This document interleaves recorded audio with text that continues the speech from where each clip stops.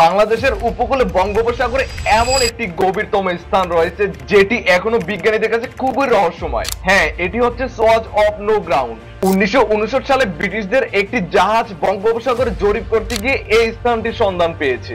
এই জায়গাটির গভীরতা হলো প্রায় 1400 মিটার, যার আশেপাশে অন্যান্য স্থানে গভীরতা হলো প্রায় 100 থেকে 200 মিটার গভীর।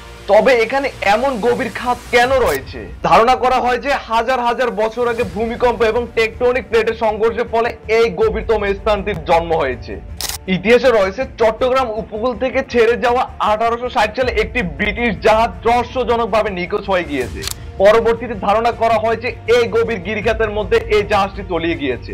তাছাড়াও ইতিহাসে অনেক জাহাজ এই গভীর গিরিখাতে তলিয়ে গিয়েছে।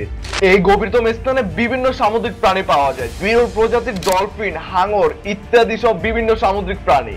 বিজ্ঞানীরা এখনো বলেন যে এই গভীর খাদে এমন জিনিস রয়েছে যা আজও রহস্য উন্মোচন করা সম্ভব হয়নি। ভিউয়ার্স, ভিডিওটি ভালো লাগলে অবশ্যই চ্যানেলটি সাবস্ক্রাইব করে রাখতে পারেন আর কমেন্টে আপনার মতামত জানাতে পারেন। ধন্যবাদ।